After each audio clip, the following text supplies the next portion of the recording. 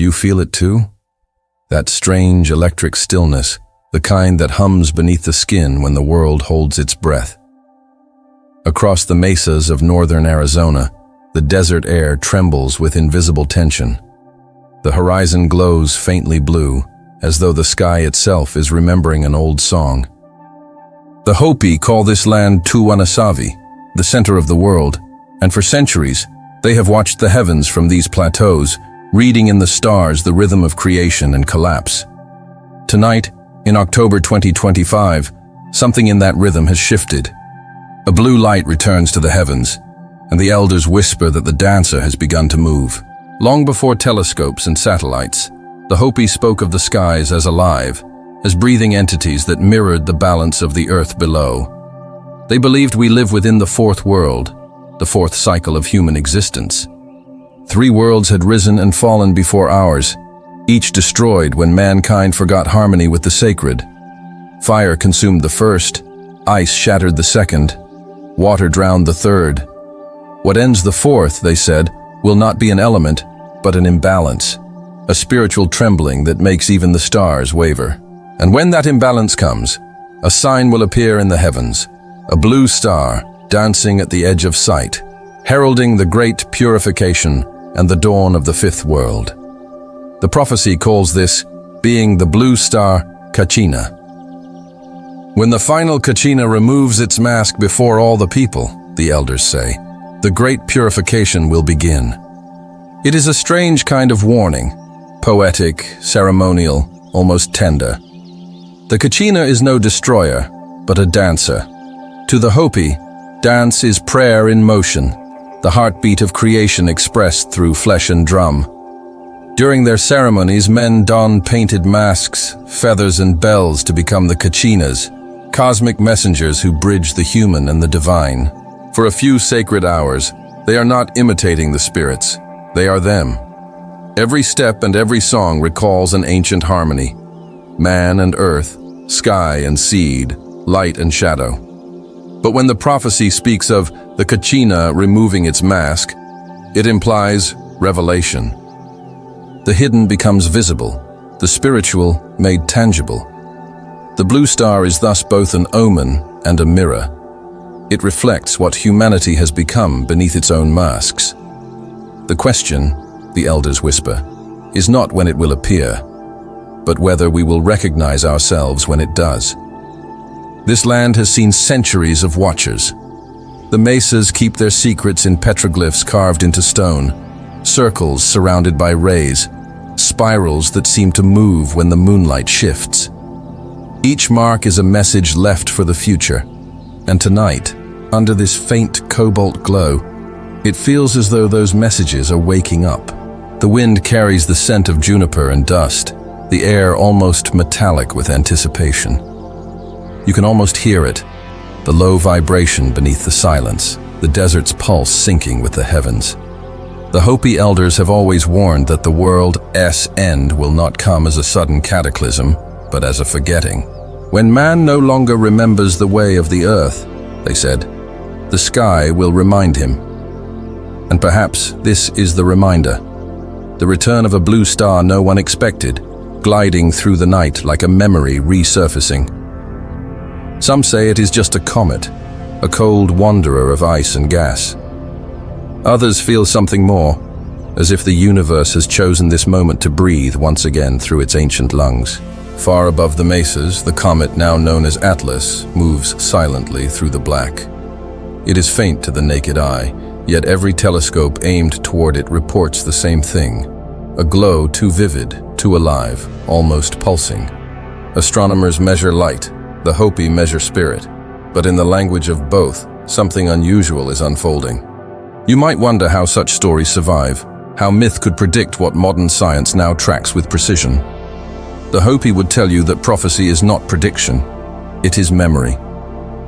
The universe, they say, moves in circles, not lines. What was will be again, and what is happening now has already been written in the dust of other worlds. The blue star, then, is not new. It is the return of something ancient, an echo of the beginning that comes whenever the cycle trembles toward change. Close your eyes for a moment. Feel the air. Somewhere far above, a luminous traveler drifts toward Earth, and somewhere deep within, you can sense its approach like a whisper at the edge of consciousness. It is as though the sky and the soul are tuning to the same note, preparing for something vast. In the villages atop these mesas, the Hopi still light their fires and sing the old songs. They are not afraid. To them, every appearance of light is part of a conversation between worlds. The desert hums with that language tonight. The coyotes have gone silent. The wind moves as if listening. You might not see the blue star yet, but if you stand very still, you can feel it watching. They say when the blue star rises, the fourth world will tremble, not in destruction, but in awakening. Perhaps the trembling has already begun. They said the Kachinas dance not for spectacle, but for remembrance. On the mesas, when the drums begin to beat and the masked dancers step into the circle, the boundary between human and divine dissolves like smoke in morning light. Each mask is sacred, a living symbol carved and painted with care, carrying the face of thunder, of rain, of fertility, of the sky itself. To the Hopi, to remove the mask is to reveal truth, to stand unveiled before creation. And the prophecy tells of a time when the final Kachina, the blue star, will remove its mask in the sky for all to see. That moment, they say, marks the beginning of the great purification. The prophecy was once guarded carefully within the mesas, passed from elder to elder in whispered tones. Then, sometime in the mid-20th century, a Hopi elder known as White Feather spoke those words beyond his people for the first time. He warned that when the blue star Kachina is seen in the heavens, the fifth world will emerge. It would not be an ending, he said, but a transformation, the death of illusion, the unveiling of truth. For decades, his words lingered as legend, as poetry, dismissed by modern minds as spiritual metaphor. But legends have a way of waiting. White Feather described the blue star as a dancer in the sky, glowing with a sacred hue, signaling the end of one cycle and the birth of another. To outsiders, this seemed mythic. But to the Hopi, myth and reality have never been separate. They are two sides of the same mask. The visible and invisible worlds dance in circles, and each ceremony below mirrors a greater ceremony above. When the blue star appears, they believe, it is not simply a star, but a spirit unveiling itself, reminding humanity that creation still moves, still breathes, still watches. To understand the depth of this belief, you must see the Hopi way of life. Perched high above the desert plains, their villages are built of stone, their homes aligned with the path of the sun. Each season is a conversation with the elements. The Kachina dances, held in winter and spring, reconnect the people with the living spirits of rain, wind, and growth. They are not reenactments of myth, they are continuations of it. In every drumbeat echoes the heart of the earth, in every footstep, the rhythm of the cosmos. When the final Kachina removes its mask, it is not a single event. It is the universe remembering its own face. Yet the prophecy carries a warning beneath its beauty. The Hopi say that when humanity forgets humility, when it treats the sacred as a resource rather than a mystery, the balance of the world falters. And balance to them is everything. In Hopi cosmology, even destruction is not evil, it is correction.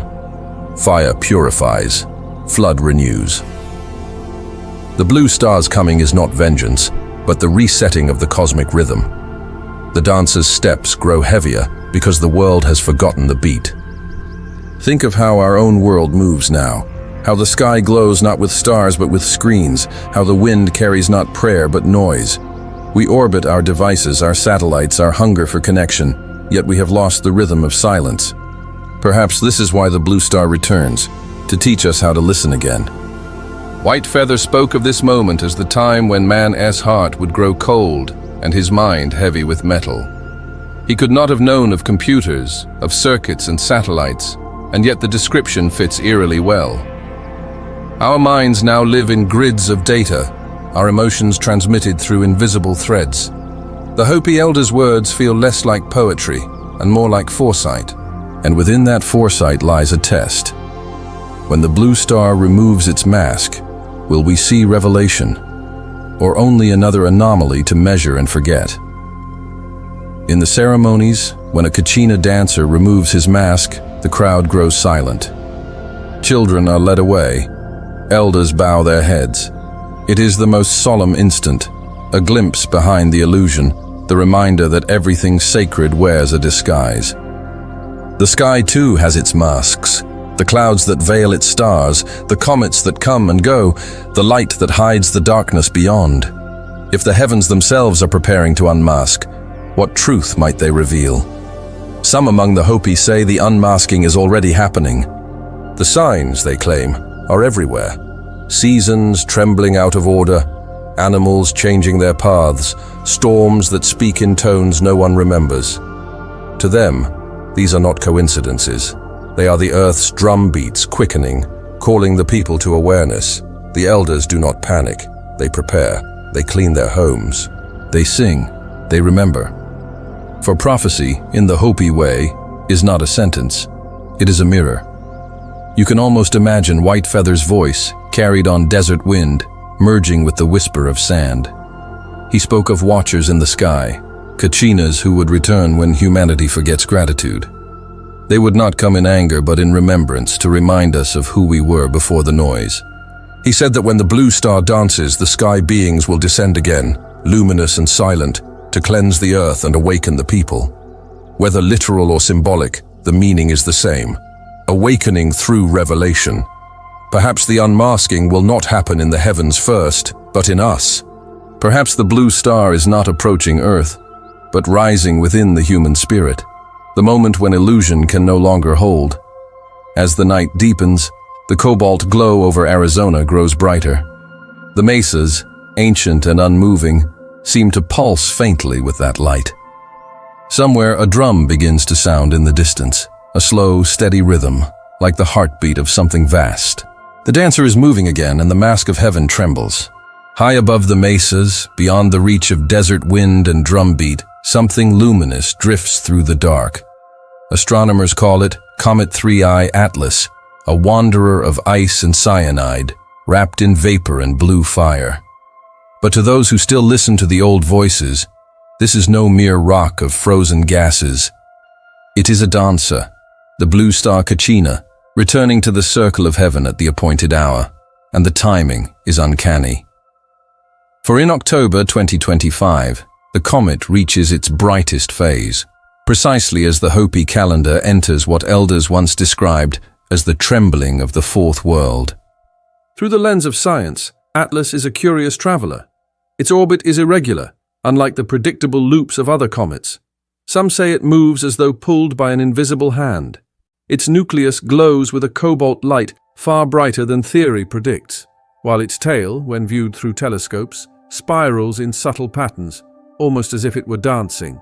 NASA's reports describe fluorescence caused by carbon monoxide and cyanide ice reacting with sunlight, a perfectly natural phenomenon.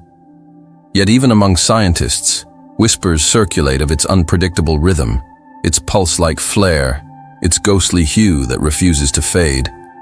To the Hopi, light is never accidental. Each color carries a spirit.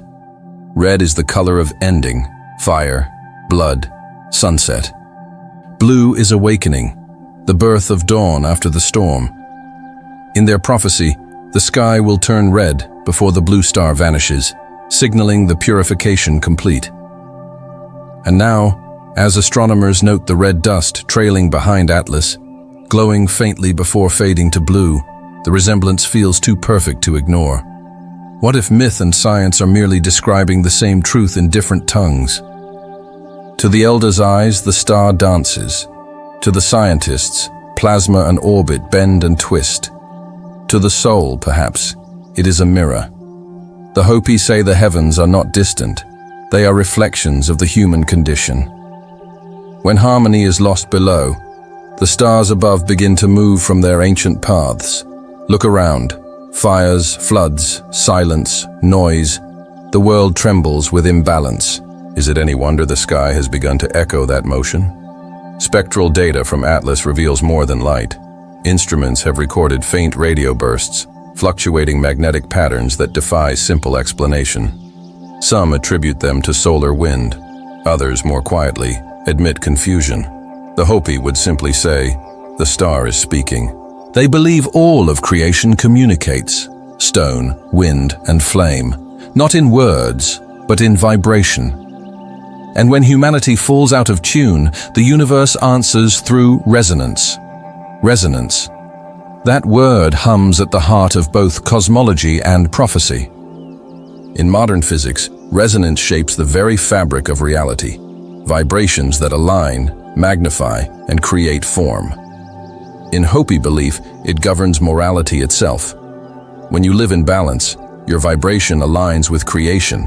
When you live in greed or fear, it clashes, producing dissonance that ripples outward. The great purification, they say, is not destruction, but the restoring of cosmic harmony. Fire, flood, and star, all are instruments retuning the grand orchestra of being. Maybe that is why Atlas burns blue. Maybe its cobalt core is not just light, but frequency, the note of awakening vibrating through the void. And maybe, just maybe, it isn't coming toward us but through us, resonating in our consciousness long before its orbit draws near. Imagine standing on the mesa as the comet crests the horizon, its tail painting a river of light across the stars. The air thrums, the sand shivers. You could almost believe that the desert itself is singing. A Hopi elder once said, "When the sky dances, listen not with your eyes but your heart." Perhaps Atlas is not the end. It is a rehearsal for remembering. Still, for every believer, there is a skeptic. Scientists insist comets are routine, cold relics of formation, messengers only of chemistry. But even the most disciplined astronomer cannot deny the beauty or the timing. The human mind has always sought meaning in light. To the ancients, stars were gods. To the Hopi, they were ancestors. To us, they are data points in vast equations. But beneath all interpretations lies the same awe, a quiet recognition that the heavens mirror what we are becoming. As the comet approaches, people across the world begin to notice strange coincidences.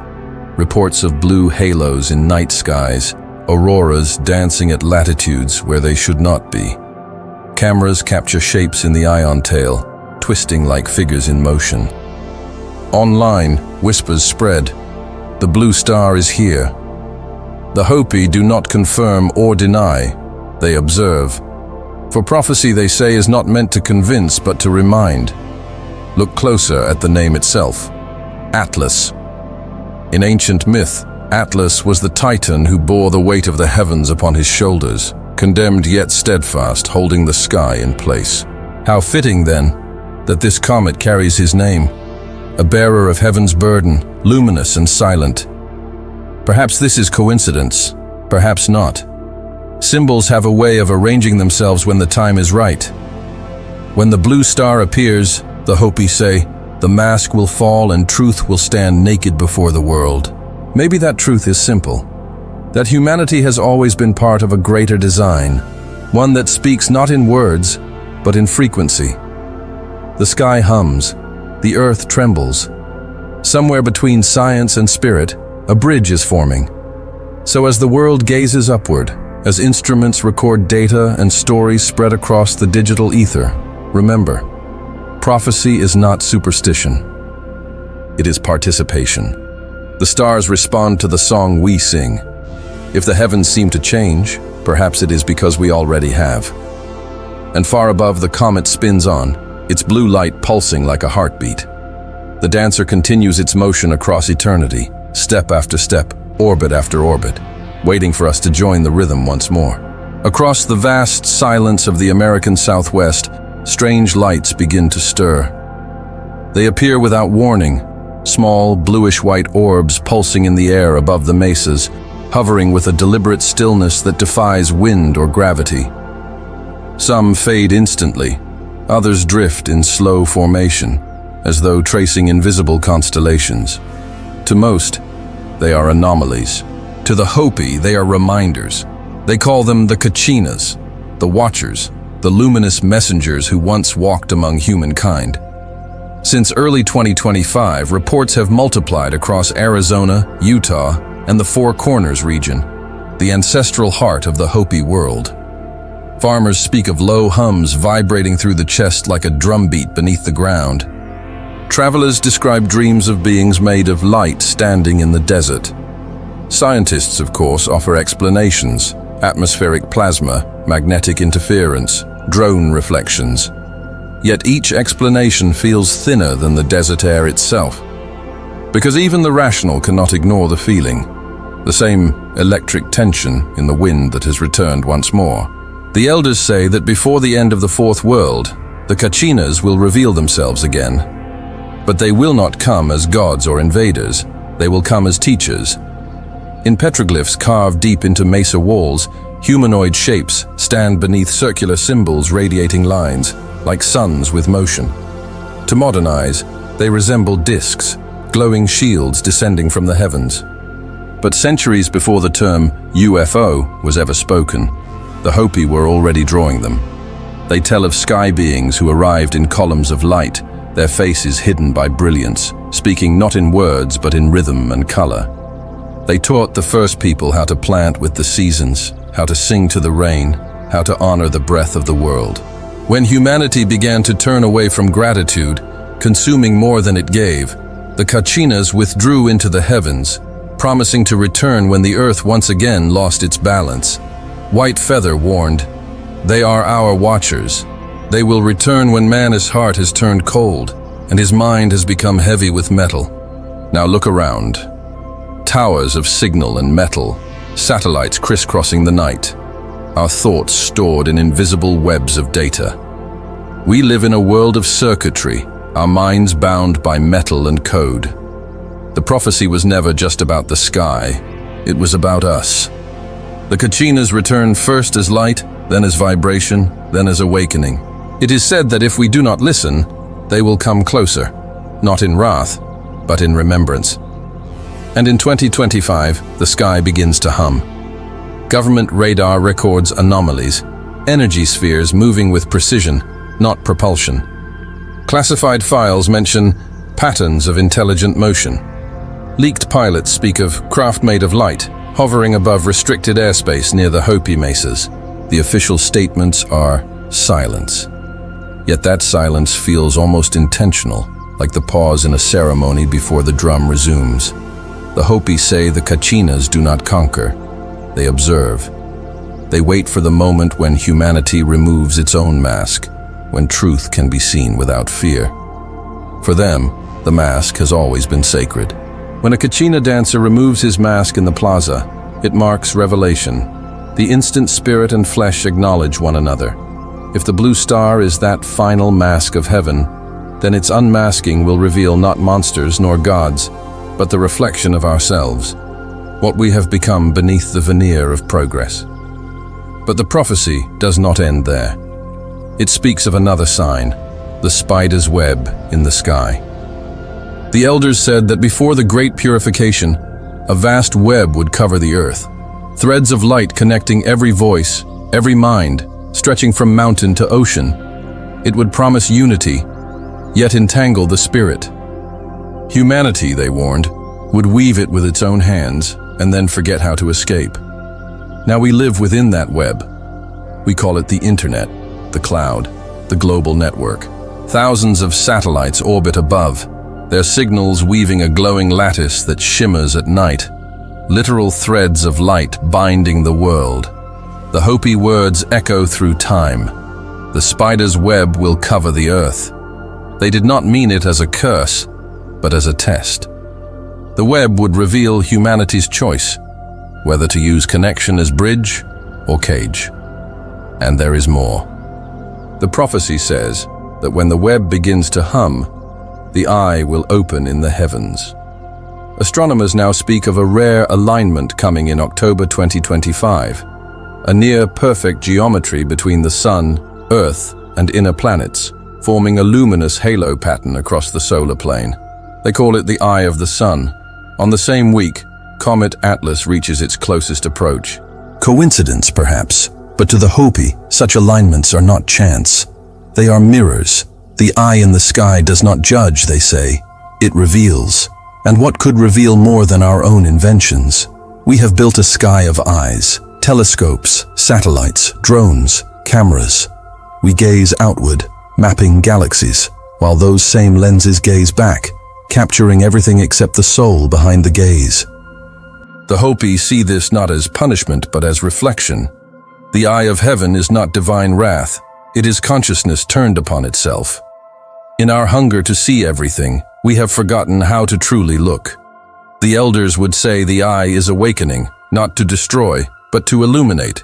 When the eye opens, all hidden things will come to light. Secrets, lies, and truths alike will stand exposed, because the world can no longer bear the weight of illusion. Imagine it, a web that hums with energy, an eye that blinks open in the heavens, and a blue comet passing through its gaze. The Hopi would call that a conversation between worlds, the cosmos and mankind reflecting one another in perfect symmetry. Maybe that is why we feel restless when we look at the night sky now, because somewhere deep within, we recognize that it is not the heavens changing, it is us. We are the web, we are the eye, we are the watchers returning to ourselves. And as the comet draws nearer, the question becomes impossible to escape. If the blue star removes its mask tonight, what will it show us? They say the great purification is not a punishment but a breath, the universe exhaling what no longer serves life. When the blue star dances, the elders whisper, the fourth world will tremble and fall away like a husk, making space for the seed of the fifth. Yet what is purification if not remembrance? What is ending if not renewal? The Hopi never spoke of fire as destruction, but as light. They never feared the flood. They honored the water for carrying life into a new dawn. In 2025, the earth seems to move exactly as they described. Fires devour forests, floods swallow cities, solar storms shimmer with crimson arcs. To science, these are patterns of climate and magnetism. To prophecy, they are the breath of correction, the living earth remembering its own rhythm. The red dust trailing Comet Atlas stains the sky before fading to blue, just as the elders said. When the blue star dances and the red dust covers the earth, the time of purification has begun. But amid this trembling, the Hopi offer a promise. Only those who cling to greed, to lies, to blindness will fall away. Those who live in humility, who remember the earth as sacred, will walk through the fire untouched.